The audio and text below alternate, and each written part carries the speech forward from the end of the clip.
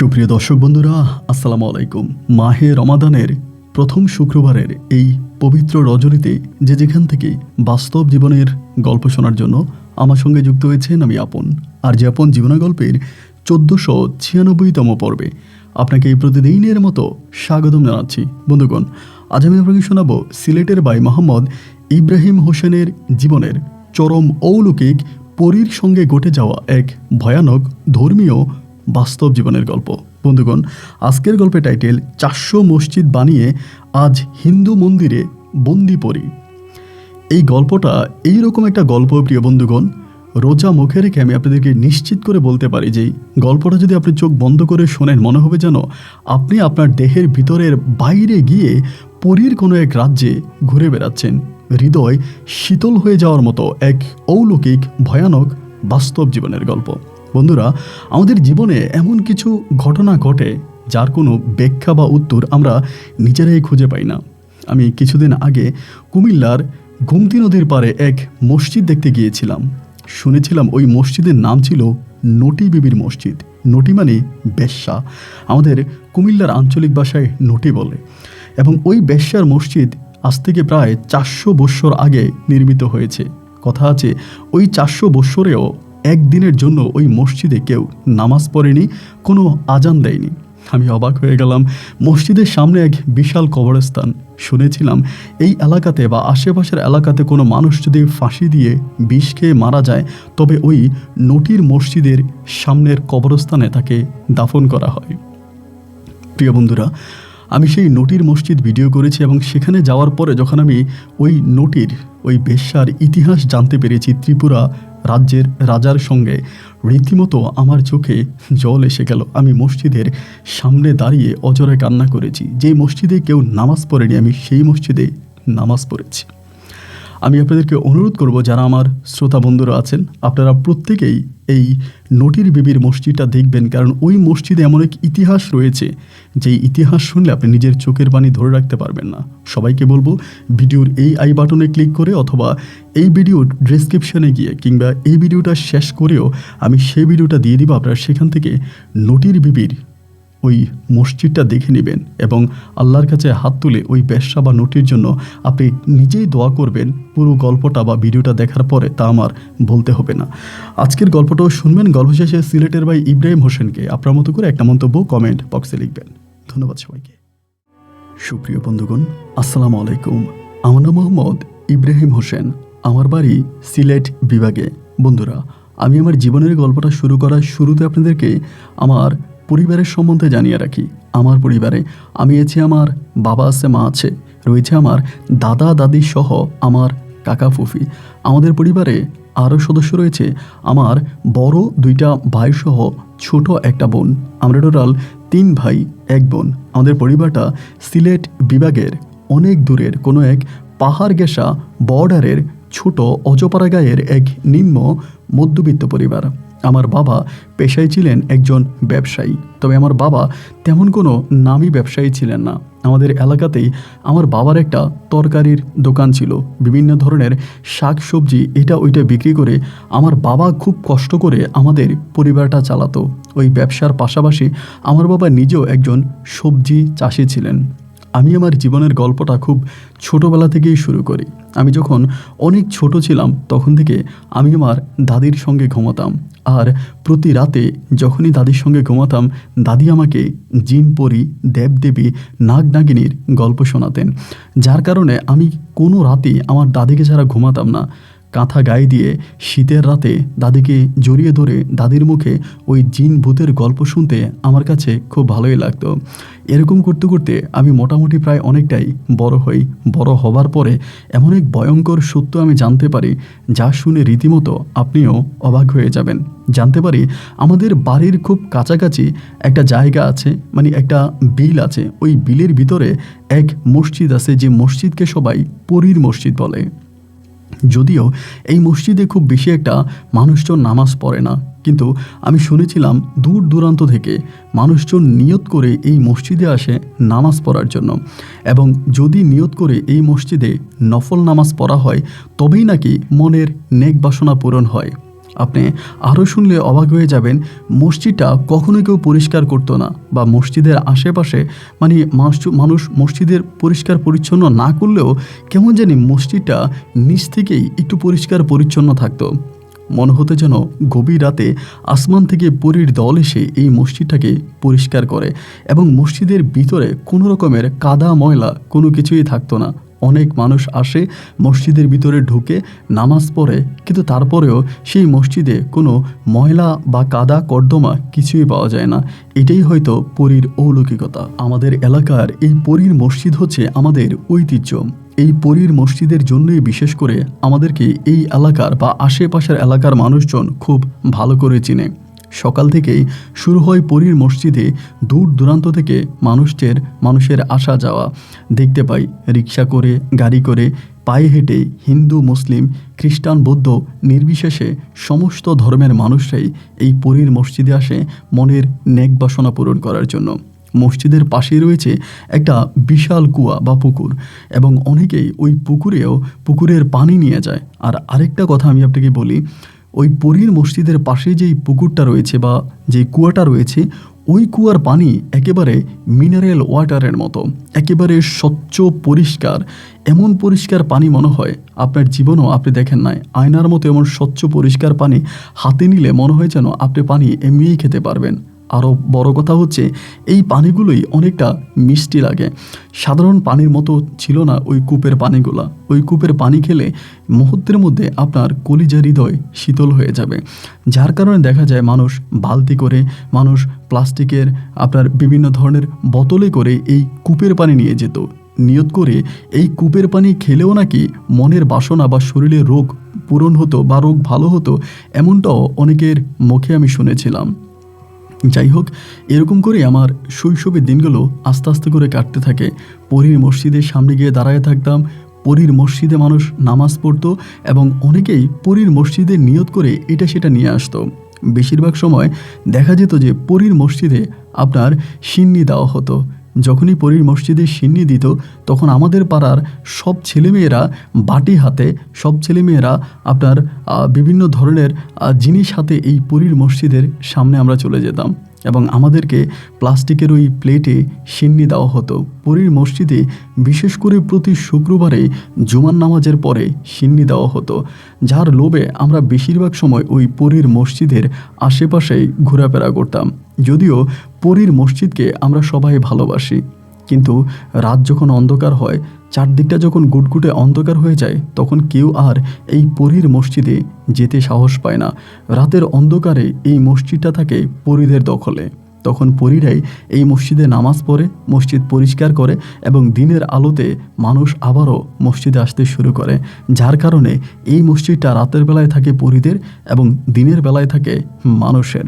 কথিত আছে, এই মসজিদকে নির্মাণ করেছে তার সঠিক ব্যাখ্যা আমাদের পূর্বপুরুষ যারা আছে তারাও দিতে পারে না। কেউ বলতে পারে না এই মসজিদটা কবে প্রতিষ্ঠা হয়েছিল, কে বানিয়েছিল এই মসজিদের দেওয়ালে এমন কিছু অঙ্কন আছে এবং এমন কিছু আরবি লেখা আছে যা কোনো সাধারণ মানুষের পক্ষে লেখা কোনোভাবেই সম্ভব নয়। এই মসজিদের দিকে তাকালেই মনে হবে এটা কোনো মানুষের নির্মিত মসজিদ নয়, এটা দেখলেই বোঝা যায় এটা যে পরীর মসজিদ। যাই হোক, এরকম করে আমার দিন রাতগুলো কাটতে থাকে এই পরীর মসজিদের পাশে থাকা ওই ছোট্ট অজপাড়া গায়ে। আমি অনেকটাই বড় হয়ে যাই। দাদির মুখে ছোটবেলায় পরীর গল্প শুনেছি। গ্রামের পাশেই রয়েছে পরীর অলৌকিক মসজিদ। এত কিছু থাকার পরেও আমি পরীকে নিজের চোখে দেখব না, তা কী করে হয়? তাই তো ছোটবেলা থেকে আমার মনের ভিতরে স্বপ্ন লালন করে আসছি যে কোনো একদিন আমি আমার দুনয়ন ভরে পরী দেখব, এবং পরী দেখার এক অন্যরকম লোভ লালসা আমার নিজের মনে কাজ করে। এবং আমি যখন থেকে বুঝতে শিখে তখন থেকেই আমি মাঝে মাঝে মাগরিবের আগে পরে এই পরীর মসজিদের আশেপাশে ঘুরতে থাকি। ওই সময়টাতে সাধারণত এই পরীর মসজিদের আশেপাশে কোনো মানুষ থাকে না। যখনই একটু একটু করে অন্ধকার ছেয়ে আসে, ঠিক তখনই একে একে মানুষ এই পরীর মসজিদ ছেড়ে পালাতে শুরু করে, যে যার গন্তব্যে যে যার কাজে চলে যায়। ওই সময়টাতে আমি আস্তে আস্তে করে পরীর মসজিদের কাছে আছি, এবং পরীর মসজিদের কাছে এসে পরীকে দেখার লালসায় পরীর মসজিদের চারপাশে ঘুরতে থাকি। অনেকগুলো দিন অনেকগুলো রাত কেটে গেল, কিন্তু কোনোদিনও আমি এই পরীর মসজিদে কোনো পরীর সন্ধান পেলাম না। মানুষ আসে, মানুষ যায়, কোনোদিনও আমি কোনো পরীকে দেখতে পাই নাই। এভাবে আমার বয়স প্রায় তখন 16 থেকে 17 বছর হয়ে যায়। আমি 16-17 বছরের এক কিশোর। ওই সময়টা তো আমি দেখতাম মাঝে মাঝে রাতের বেলাও অনেক মানুষ 1-2 করে ওই পরীর মসজিদে থাকতে শুরু করত। প্রথম দিকে যদিও এই পরীর মসজিদটা সন্ধ্যার পরপরই একেবারে নীরব আর শান্ত হয়ে যেত, পালাক্রমে দেখা যায় আস্তে আস্তে করে মানুষের ভিতরে থাকা এই ভয়টা কাটতে শুরু হলো। মানুষ একটু একটু করে এই পরীর মসজিদে আসতে শুরু করে বা রাতের বেলায় থাকতে শুরু করে, যা রীতিমতো আমাকে অবাক করেছে। মাঝে মাঝে দেখতাম 1 কি 2 জন এই পরীর মসজিদে বসে থাকে বা সারা রাত মোমবাতি জ্বালিয়ে জিকির আজকার করে। আরেকটা বড় কথা কি, এই পরীর মসজিদে কিন্তু কোনো আলো নেই, মানে কোনো ইলেকট্রিসিটি নেই। মানুষ মোমবাতি জ্বালিয়ে সারা রাত এই পরীর মসজিদে মনের বাসনা পূরণের জন্য সৃষ্টিকর্তার কাছে বা আল্লাহর কাছে চেয়ে যায়। শুধু মুসলিম নয় ভাই, আমি দেখেছি হিন্দু মহিলা, হিন্দু পুরুষরাও দলে দলে এই পরীর মসজিদ দেখার জন্য আসে। একদিন হলো কি, আমার মনের ভিতরে একটা ইচ্ছা জাগলো যে আমিও এই পরীর মসজিদে সময় কাটাবো। রাতের বেলায় আমিও যদি থাকি তাহলে হয়তো আমি পরী দেখতে পাবো। একটা ছোট্ট ঘটনা আমি আপনার সঙ্গে শেয়ার করি। একদিন হলো কি, বাড়ি থেকে মোটামুটি আমি একটু রাগারাগিই করেছি। সেদিন মন থেকে নিয়তে করে আসছি আমি পরীর মসজিদে থাকবো। ওই দিন মাঝে মাঝে 1-2 করে মানুষ পরীর মসজিদে থাকে। তো আমি সেদিন মন থেকে নিয়ত করলাম যে আমি পরীর মসজিদে আজকে রাত কাটাবো। এই বলে সন্ধ্যার আগ মুহূর্তে আমি তখন বাড়ি থেকে রাগ করে ওই পরীর মসজিদে চলে যাই। এবং পরীর মসজিদে যাওয়ার পরে দেখলাম সেদিন 3 জন পুরুষ এবং 1 জন মহিলা ছিলেন। তারা সবাই পরীর মসজিদের কর্নারের মধ্যে বসে বসে জিকির আজকার করতেছে। আমিও তাদের সঙ্গে ওই মসজিদের ভিতরে বসে আছি। তখন প্রায় মধ্যরাত হয়ে গেছে, চারদিকে ঘুটঘুটে অন্ধকার, অন্ধকারের মাঝে জোনাকি পোকাগুলো যেন উড়ে উড়ে সতর্কতা জানাচ্ছে। ওই মুহূর্তে আমি চিন্তা করলাম আমি একটু পরীর মসজিদের ছাদে যাব। যদিও পরীর মসজিদের ছাদে ওঠার কোনো নিয়ম নাই, কোনো সিস্টেম নাই, এবং এটা ছিল একটা গম্বুজের মতো। কিন্তু গম্বুজ হলেও পরীর মসজিদের ওই সামনের অংশটাতে আমরা ছেলেরা বসার জন্য একটা জায়গা তৈরি করি। মাঝে মাঝে দিনের বেলায় ওই গম্বুজের উপরে উঠে একটা জায়গা আছে, ওই জায়গার ভিতরে আমরা বসি। তো কোনোদিনও কিন্তু এই বয়স পর্যন্ত রাতের বেলায় ওই পরীর মসজিদের উপরে আমি উঠি নাই। আজকে আমার ইচ্ছে হলো আমি পরীর মসজিদের উপরে উঠব এবং উপরে উঠে ওই গম্বুজে বসবো, পরী দেখার জন্য নাকি মনের শান্তির জন্য, এটা ঠিক জানি না। ঠিক তখনই আস্তে আস্তে করে আমি সাথের একটা সুপারি গাছে উঠতে শুরু করলাম। মধ্যরাত, অন্ধকার, এক এক করে সুপারি গাছে আমি উপরের দিকে উঠতেছিলাম। একটা সময় আমি ওই পরীর মসজিদের গম্বুজের খুব কাছাকাছি চলে যাই। সেখান থেকে সাবধানতার সহিত আমি তখন আমাদের ওই বানানো স্থাপত্যটার মধ্যে গিয়ে বসি। চারদিকে অন্ধকার, হিমেল বাতাস, বাতাসের মোহমোহ আর সহ সহ শব্দে আমি আস্তে করে এই গম্বুজের সাথে থাকা বসার জায়গাটার মধ্যে একটু করে শুয়ে যাই। কখন যে আমার চোখে ঘুম চলে আসে এর কোনো হিসাব আমার নাই। আমি তন্দ্রা থেকে ঘুমে চলে যাই এবং ঘুমের রাজ্যে আমি যখন থাকি ওই মুহূর্তটাতে হঠাৎ করে আমি একটা অন্যরকম কিছু অনুভব করতে থাকি। অন্যরকম কিছু বলতে ঠিক এইরকম, আমি যখনই শুয়ে থাকি আমার কাছে মনে হয় যে আমার চোখের মধ্যে প্রচণ্ড রকমের আলো লাগতেছে। আপনি একটা জিনিস খেয়াল করে দেখবেন, ধরেন আপনি চোখ বন্ধ করে আছেন, ওই মুহূর্তে যদি কেউ আপনার চোখের মধ্যে টর্চ লাইট মারে বা আলো দেয়, তখন বন্ধ করা অবস্থায়ও আপনি এক ধরনের আলোক রশ্মি দেখতে পাবেন, চোখের পাতা যদিও বন্ধ থাকে। এইরকমই এক আলোক রশ্মি আমার মনে হলো যেন আমার চোখের উপরে কে মেরেছে বা আমার চোখে এসে পড়েছে। আমি আস্তে আস্তে করে আমার চোখগুলো খোলার জন্য চেষ্টা করি। একটু একটু করে চোখ খোলার পরে আমি দেখতে পাই একটা সাদা কাপড়, এবং ওই সাদা কাপড়টা আসমান থেকে এই পরীর মসজিদের গম্বুজের উপরে পড়ে আছে। এটা দেখে আমি ভীষণ রকমের ভয় পেয়ে যাই। হাতে ঘড়ি নেই, সময় কি তাও জানি না, তবে সম্ভবত রাতের তখন প্রায় শেষ অংশে এসে দাঁড়িয়েছি। বাতাসের সঙ্গে সেই সাদা কাপড়টা নড়াচড়া করতেছে, মনে হয় যেন ওই সাদা কাপড়টা হচ্ছে এক ধরনের হাত পাখা, আর ওই হাত পাখা দিয়েই মসজিদের গম্বুজটাকে পরিষ্কার করা হচ্ছে। আসমান থেকে কেউ একজন ওই হাত পাখা ব্যবহার করছে।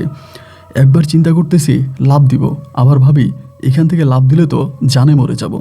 আবার ভাবতেছি শুয়ে থাকবো, চিন্তা করলাম শুয়ে যদি থাকি তাহলে যদি ধাক্কা দিয়ে ফেলে দেয়, আবার ভাবি নেমে যাব, চিন্তা করি নেমে যেতে গেলে যদি আমাকে দেখে ফেলে, কি করব কোনো কিছুই বুঝতে পারতেছিলাম না। আল্লাহকে ডাকতেছিলাম। ওই সময়টা মনে হয় আমার জীবনের সবচেয়ে ভয়ঙ্কর একটা সময় ছিল। আমি আল্লাহরে ডাকতে ডাকতে ডাকতে ডাকতে আলহামদুলিল্লাহ একটা সময় ফজরের আজান দেয়। যখনই ফজরের আজান দেয় আমি আস্তে আস্তে করে দেখতে পাই ওই সাদা কাপড়টা বাতাসের সঙ্গে বা আকাশের সঙ্গে মিলিয়ে যাচ্ছিল। একটা পর্যায়ে ওই যখনই আলো ফুটতে শুরু হলো তখনই ওই কাপড়টাকে আমি আর দেখতে পেলাম না। আমি তখন ভেবেই নিলাম যে এইটা পরি চলে গেছে। আমি তখন এখান থেকে নামলাম। সকালবেলা নেমে বাড়ির দিকে একটা দৌড় দিলাম। বাড়িতে এসে হাঁপাতে হাঁপাতে দাদির কাছে গেলাম। দাদি তখন সবেমাত্র ফজরের নামাজ পড়ার জন্য ঘুম থেকে উঠেছে। আমাকে বলে, কি হয়েছে, এরকম হাঁপাচ্ছিস কেন? কালকে সারা রাত ঘরে ঝগড়া করে গেলি, সারাদিন ঘরে ঝগড়া করলি, এখন তোর কী হয়েছে? আমি বললাম, দাদি, ও দাদি, সর্বনাশ হয়ে গেছে। নিজের চোখে যা দেখে এসেছি তা আমি কখনোই নিজেকে বিশ্বাস করাতে পারছি না। দাদি আমাকে বলে, তুই যদি নিজেই বিশ্বাস না করিস তো অন্যকে বিশ্বাস করাবি কেমন করে? আমি বললাম, দাদি, আমি নিজের চোখে দেখেছি পরীর মসজিদের গম্বুজের উপরে আসমান থেকে পরী নামতে। দাদি বলে, এ আবার নতুন কি? এমন দৃশ্য তো আমরাও অনেকে বাড়িতে বসে দেখেছি। ঘোড়ায় করে টকবক করে পরীর দল ওই মসজিদের ছাদে নামতো, মসজিদের উপরে তারা বসতো। এমন দৃশ্য তো আমরা অনেকেই দেখেছি। এইটা তো নতুন কোনো কথা নয়। আমি বললাম, দাদি, আমার দৃষ্টিতে আমি যা দেখেছি তা সত্যি আমার কল্পনাকেও হার মানায়। দাদি বলে, তবে সাবধান, এই পরীরানা যতটা ভালো ততটাই খারাপ। ওদের কাজে কেউ বাধা হলে তারা তাদেরকে আস্ত রাখে না। এই মসজিদটা বানিয়েছে পরী, এটা পরীর মসজিদ, সুতরাং সেখানে গিয়ে এমন কিছু করা যাবে না যেটা করলে পরী রেগে গিয়ে তোর জীবনকে বিন্যাস বানিয়ে দিবে। দাদির মুখের ওই কথাগুলো শোনার পরে আমি চিন্তা করলাম যে না, সত্যিই তো তাই। আমি আর ওই পরীর মসজিদের আশেপাশে যাব না। এরপর থেকে প্রায় অনেকগুলো দিন কেটে যায়, আমি আর পরীর মসজিদের আশেপাশে যাই না, এবং কেউ ডাকলে পরে আমি সেখানে যাই না। আমি সেই মসজিদের কাছ থেকে বরাবর নিজেকে দূরে সরিয়ে রাখি। এভাবে অনেকগুলো দিন আবার কেটে গেল। মনের ভিতরে সেই ভয়টা আস্তে আস্তে করে আবারও কেটে গেল। আবারও আমি এক এক করে পরীর মসজিদের আশেপাশে যেতে শুরু করি। ওই মুহূর্তটাতে পরীর মসজিদে প্রচুর পরিমাণের মানুষের আনাগোনা থাকে। দিনরাত মিলিয়ে আমি তখন দেখতাম যে ওই মসজিদে মানুষজন ঘোরাফেরা করে। হঠাৎ করে মাথার মধ্যে একটা আইডিয়া আসলো। দিনের বেলায় অনেক মানুষ এই মসজিদে আসে, রাতের বেলায়ও কিছু সংখ্যক মানুষ মসজিদে ইবাদত করে। তাহলে কি একটা কাজ করলে কেমন হয়? মসজিদের সামনের ওই জায়গাটা তো ফাঁকাই আছে, এখানে কোনো দোকান ভাড়া দিতে হবে না, কাউকে কোনো টাকাও দিতে হবে না। সামান্য কিছু মাল এনে আমি যদি ওই পরীর মসজিদের সামনে একটা দোকান দিই তাহলে কেমন হয়? এতে আমার ইনকামটাও হলো, আর যদি কোনো দিন ভুলে চলে একবার পরীকেও দেখে ফেলে তাহলে আর মন্দ কি? আমি এই সিদ্ধান্তটা তখন আমার বড় ভাইকে জানাইলাম। আমার বড় ভাইও তখন বাজারে ব্যবসা করত, বাজারে দোকান ছিল। বড় ভাইকে জানানোর পরে বড় ভাই আমাকে বলল যে এটা তো খারাপ কোনো চিন্তাভাবনা না, এটা তো অনেক ভালো চিন্তাভাবনা। আমিও তো কয়েকদিন ধরে এটা ভাবতেছিলাম। এখানে প্রচুর মানুষের আনাগোনা, সকাল বিকাল দুপুর রাত মিলিয়েও এখানে মানুষজন থাকে, তাদের খাওয়া দাওয়ার একটা কষ্ট হয়। এখান থেকে বাজারের দূরত্ব প্রায় অনেকেই দেখা যায় রাতের বেলায় বাজার থেকে খেয়ে আসে। তোর এখানে যদি আপাতত চা, বিস্কিট, বন, কেক অথবা এরকম নাস্তার কোনো আইটেম রাখা হয় তাহলে সেটা বেশ ভালোই হয়, যে মানুষ সেখানে আসবে এবং খাওয়া দাওয়া করবে। এতে তোর সোয়াবও হবে আর তোর মনের বাসনাও পূরণ হবে। আমি তখন ভাইয়াকে বললাম, তাহলে কি ভাইয়া আমি এটা করব? আমার ভাই বলে, হ্যাঁ কর। আমি বললাম, আমার কাছে তো টাকা নাই। ভাইয়া তখন আমাকে সামান্য কিছু পুঁজি দিল। ভাইয়ার কাছ থেকে ওই টাকাটা নিয়ে আমি তখন শুরু করলাম এই আপনার পরীর মসজিদের সামনে দোকান দেওয়া। বাঁশ, কাঠ, এইটা সেটা মিলিয়ে আস্তে আস্তে করে আমি সেখানে দোকানটা চালু করলাম। একে একে অনেকে হাসাহাসি করতেছিল। অনেকেই বলে এখানে কোনো দোকান নাই, আবার কেউ কেউ বলে এখানে দোকান দিলে পরীরা দোকান ভেঙে ফেলবে। অলৌকিকতা অনেক কথাবার্তা অনেকেই বলতেছিল। আমি কারো কোনো কথাকে না শুনে সবার কথাকে উপেক্ষা করেই আমি তখন সেখানে একটা দোকান নির্মাণের সম্পূর্ণ প্রস্তুতি নিয়ে নিলাম। সব কিছু মিলিয়ে আমি ছোট পরিহারে ছোট করে একটা দোকান পরিচালনা করতে থাকলাম। হয়তো আপনি বিশ্বাস করবেন না, প্রথম দিনে আমি অনেক টাকা ইনকাম করি। প্রচুর মানুষ এদিক সেদিক থেকে আমার দোকানে আসতো, আমার দোকান থেকে মালামাল কিনে নিয়ে যাইতো, এবং তখন থেকে আমার কাছে মনে হলো আমার ভাগ্য মনে হয় ঘুরে গেছে। হতদরিদ্র পরিবারের সন্তান ছিলাম আমি, ইব্রাহিম হোসেন। আমার পকেটে 2 টাকা ছিল না, গায়ে ছিল ছেঁড়া কাপড়। আজকে যেহেতু ছোটোখাটো একটা ব্যবসা হয়েছে, তাহলে মনে হয় আমার ভাগ্যের চাকা আসলেই ঘুরেছে। অল্প দিনের ভিতরেই আমি তখন দোকানটাকে বড় করতে শুরু করি। আস্তে আস্তে করে দোকানটাকে বড় করতেছি, বিভিন্ন ধরনের মালামাল উঠাচ্ছি এবং মানুষজন মানে খেতে পারে এমন জিনিস আমি আস্তে আস্তে করে মোটামুটি অনেকটাই বড় করি। প্রায় 6 মাসের মধ্যেই পরীর মসজিদের সামনে আমার দোকানটা অনেক পপুলার হয়ে যায়। যদিও অন্যরা আর কেউ এখানে দোকান দেয়নি, শুধু আমার দোকানটাই ছিল। দোকানে পাওয়া যায় না এমন কোনো জিনিস নাই। আমি মাঝে মাঝে রাতের বেলা এখানে ভাতেরও ব্যবস্থা করতাম, দুপুরবেলা ভাতের ব্যবস্থা করতাম। বাড়িতে যাইতাম, মা যে ভাত তরকারি রান্না করতো সেখান থেকে মাকে বলে একটু বাড়তি রান্না করাইতাম। ওই রান্নাটা এনে আমি দোকানে মাঝে মাঝে বিক্রি করতাম। এভাবে প্রায় 6 থেকে 7 মাসের মতো কেটে যায়। রাতারাতি আমার ব্যবসাও অনেকটা ভালো হয়। বৎসরখানি কেটে যাওয়ার পরে পরিবার থেকে তখন সিদ্ধান্ত নেওয়া হলো তারা আমাকে বিয়ে করাবে। কিন্তু কি ভাই জানেন, ছোটোবেলা থেকে এই যে পরীকে নিয়ে স্বপ্ন দেখতাম, বড় হবার পরেও না এখনও ভাবি আমি কোনো একটা পরীকে বিয়ে করব। আমি বিয়ে করলে কোনো পরীকেই করব, আমি কোনো মানুষকে করব না। আমার দাদি হেসে বলে, পরীর মতো ডানা কাটা একটা সুন্দর বউ আমি তোর জন্য নিয়ে আসবো। আমি তখনও বলতাম যে না, আমার ডানাওয়ালা পরী লাগবে, ডানা কাটা না। এগুলো বলে তাদের সাথে দুষ্টুমি করতাম। এমন করতে করতে আমাদের এখানে একটা সময় একটা উরুস হয়, মানে প্রতি বছরে এই পরীর মসজিদের সামনে একটা উরুস হয়, মানে একটা মাহফিল হয়। সেখানে বিভিন্ন ধরনের হুজুর থেকে দাওয়াত দেওয়া হয়। তো ওই দিন মাহফিল হওয়ার 3 দিন পরে 3 দিন পরে একটা সময় বৃষ্টি আসছে, মানে মাহফিলের পরের দিন থেকে বৃষ্টি শুরু, এবং টানা 3 দিনের বৃষ্টিতে পরীর মসজিদের চারপাশে যেই রাস্তাঘাটগুলো ছিল তা সাধারণত পানিতে ডুবে গেছে এবং পরীর মসজিদটাও প্রায় ডুবে যাওয়ার মতো অবস্থা। আমাদের এলাকাতে এর আগে এরকম কোনো বন্যা হয়নি। আমাদের এলাকাটা ছিল পাহাড়ি এক এলাকা, পাশেই ছিল ইন্ডিয়ান বর্ডার থেকে পাহাড়ি ঢল, এভাবে আমাদের ক্ষতি এর আগে আর কখনোই করেনি। জন্মের পর থেকে আমাদের এলাকাতে এমন বন্যা হতে আমি আর দেখিনি। উরুসের পর থেকেই বৃষ্টি শুরু আর পাহাড়ি ঢলে প্রায় 3 দিনে আমাদের পুরো এলাকা পানির নিচে তলিয়ে গেছে।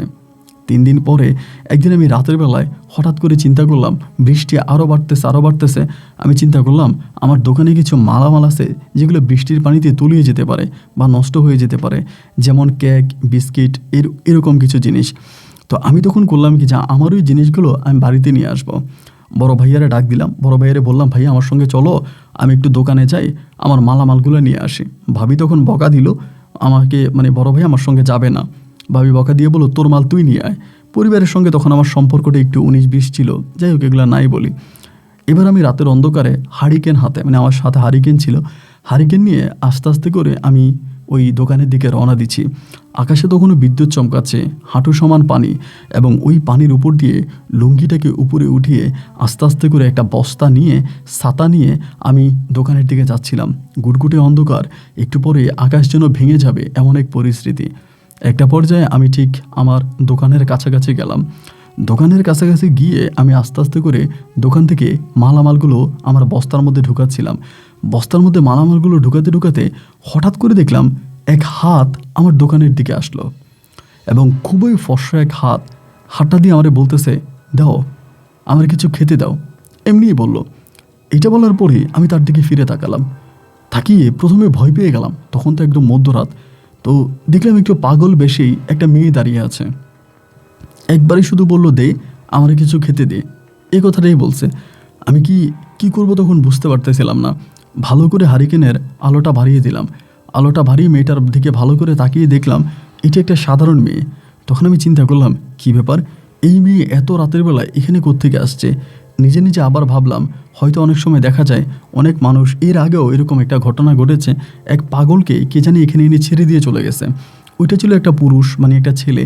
এরকম মাঝে মাঝে হয় যে যাদের আসলে মানে বাচ্চা খাওয়ানোর সমর্থ হয়, বা যারা পাগল, ভালো হয় না, সংসারে অভাব অনটন, পাগলকে চালাতে পারে না, তারা অনেক সময় করে কি, এই মসজিদের সামনে এসে ওই পাগলগুলোকে ছেড়ে দিয়ে যায়।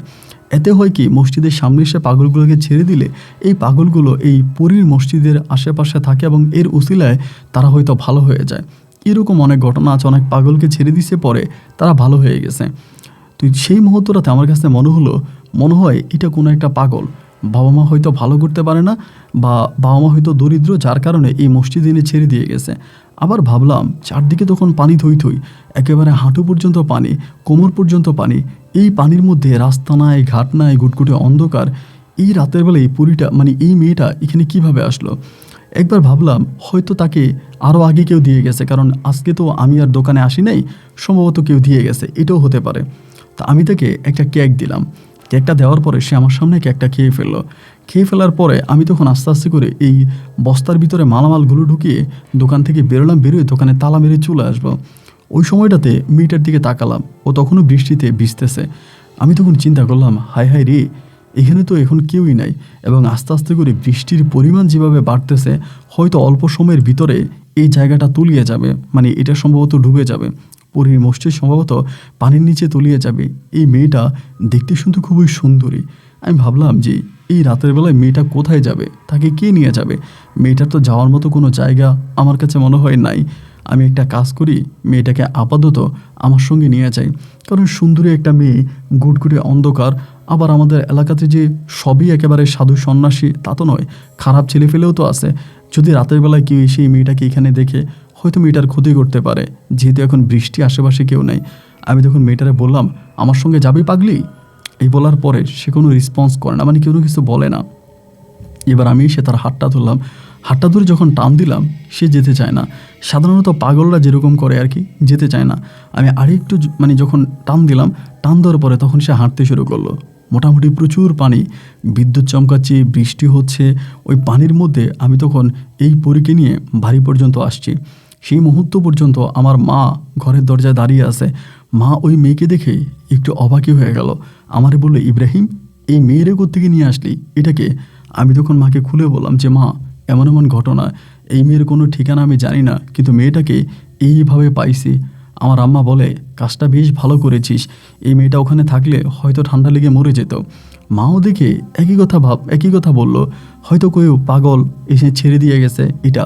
মা তখন তো মেয়েটাকে নিয়ে ঘরে গেল। মা মেয়েটাকে নিয়ে ঘরে গেল এবং আমি তখন যথারীতি মালপত্রগুলো রেখে ঘুমাইতে গেলাম। সকালে সূর্য উঠল, বৃষ্টি কিছুটা কমে গেল, কিন্তু পানি এখনও থই থই করছে। মা এসে আমার ঘরের দরজা ধাক্কাচ্ছিল। দরজা খোলার পরে মা আমারে বলে, ইব্রাহিম, বেরিয়ে আয়। আমি তখন বেরিয়ে আসলাম। আমি মাকে বললাম, কি হয়েছে মা? মায়ের চোখে মুখে আমি যেন এক বিষণ্ণতার ছাপ দেখতে পেলাম। মা আমাকে বলে, এই মেয়েটাকে কোথায় পাইছিস? আমি বললাম, পুরীর মসজিদের সামনেই ছিল মধ্যরাতে। মা আমাকে বলে, এটা কোনো সাধারণ মেয়ে নয়। আমি বললাম, কি বলো তুমি? আমি মেয়েকে হাত ধরে বাড়ি পর্যন্ত নিয়ে আসলাম, আর তুমি আমাকে বলতেছো এটা কোনো সাধারণ মেয়ে নয়? কেন, এই রাতের বেলায় তুমি তার মাঝে অসাধারণ কি পেয়েছো? আমার মা বলে, আমি তোর সাথে মোটেও দুষ্টামি করতেছি না, আমি সিরিয়াসলি বলতেছি এই মেয়েটা কোনো স্বাভাবিক মেয়ে নয়।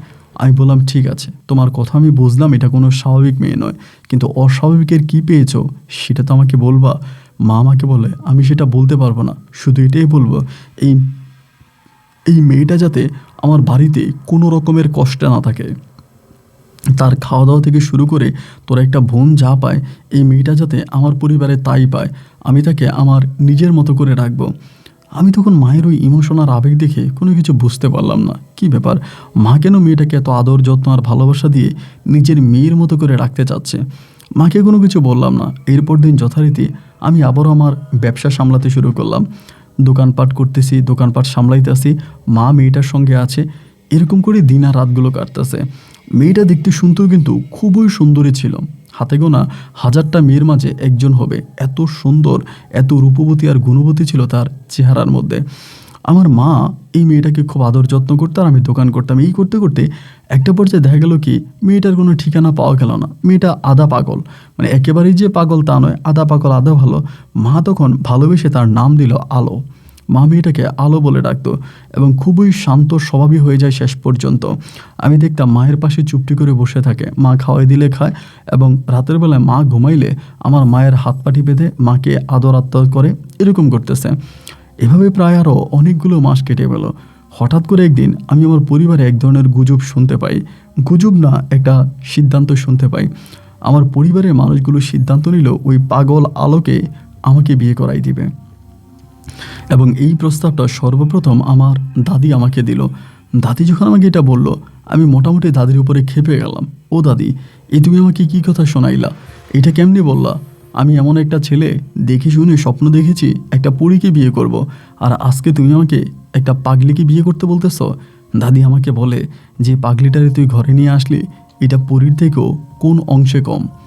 আমি বললাম, না, কোনো অংশে কম কি বেশি আমি সেটা জানি না, কিন্তু আমার এই মেয়েকে ভালো লাগে না, আমি তো পাগল। দাদি আমাকে বলে, এ পাগল না, এ পাগল না, এর ভিতরে যা আছে গোটা পৃথিবীর মানুষের মাঝেও তা নাই। এই মেয়েকে বিয়ে করলে তোর পুরো জীবন পাল্টে যাবে। আমি বললাম, দাদি উল্টাপাল্টা কথা বইল না তো, আমি জেনে শুনে বুঝে কখনো কোনো পাগলকে বিয়ে করব না। আমার কোনো পাগলিকে আমার ঘরের বউ বানানোর একদমই ইচ্ছা নাই। দাদি আমাকে বলে, আমি যেটা বলেছি এটা একবার ভেবে দেখ, আমার কথা যদি মানিস, আমার কথা যদি শুনিস, তোর ভবিষ্যৎ জীবনটা অনেক উজ্জ্বল হবে, অনেক আলোকিত হবে। দাদির কথা মানলে ভালো হবে। দাদি কেন আমাকে এই পাগলিকে বিয়ে করাতে চাচ্ছে, কেনই বা আমাকে এইভাবে চাপ দিচ্ছে, তার কোনো কিছুই আমি সেই মুহূর্ত পর্যন্ত বুঝতে পারিনি। একইভাবে মা দাদি দুজনেই মিলে আমাকে বুঝাচ্ছিল। তাদের কথাবার্তা তখন শুনতেছিলাম, মানতেছিলাম, বুঝতেছিলাম। তো ঠিক আছে, যেহেতু এরকম করেই বলে, আমিও একটা সময় মোটামুটি দুর্বল হয়ে গেলাম। পাগল হলেও কিন্তু আলো দেখতে শুনতে খুবই সুন্দর, শুধু তার সৌন্দর্যই আমাকে তার প্রতি আকৃষ্ট করে তোলে। এরপরে আমি আমার পরিবারের সিদ্ধান্ত মোতাবেক আলোকে বিয়ে করার জন্য রাজি হলাম। আলোর কোনো ঠিকানা তো আমরা জানি না, কোত্থেকে এসেছে, কে তার বাবা, কে তার মা, তার কোনো ঠিকানায় আমরা জানি না। সুতরাং এমন একটা মেয়েকে বিয়ে করব, কিভাবে তাকে বিয়ে করব, বা কাজীও বা কেমন করে তার সঙ্গে আমাকে কলমা পড়াবে, এটাও তখন আমার চিন্তার বিষয় ছিল। যাই হোক, হুজুর আনা হলো এবং হুজুর এনে ওই পাগলকে যেভাবে শরিয়া মোতাবেক বিয়ে করানো যায়, হুজুর সেভাবে ওই পাগলি আলোর সঙ্গে আমার বিয়ে করাই দিল। এবং বিয়ে করিয়ে দেওয়ার পরে আমি তার সঙ্গে বাসর করে গেলাম। বাসরে যাওয়ার পরে আসলে এই বিষয়টা বলাটা ঠিক হবে না, নিষেধ আছে, তাই আপনাকে বলি নাই। তবে আপনি শেষ পর্যন্ত শুনলে বুঝতে পারবেন যে কেন বলি নাই। বাসর করে একটা ঘটনা আমার সঙ্গে ঘটে, এবং যেটা ঘটার পরে আমি আসলেই বুঝে যাই, আমার মা যেমনটা বলেছিল যে এটা কোনো নর্মাল মেয়ে নয়, দাদি যেমনটা বলেছিল এটা কোনো নর্মাল মেয়ে নয়, আমিও তখন বুঝলাম যে আমি যাকে বিয়ে করেছি সে আসলেই কোনো নর্মাল মেয়ে ছিল না। এভাবে দিন রাতগুলো কাটতেছে এবং আলো আমাদের পরিবারে আসার পরে আমাদের পরিবারও প্রচুর আলোকিত হয়ে যাচ্ছে। অভাব আমাদের পরিবারে আর নাই।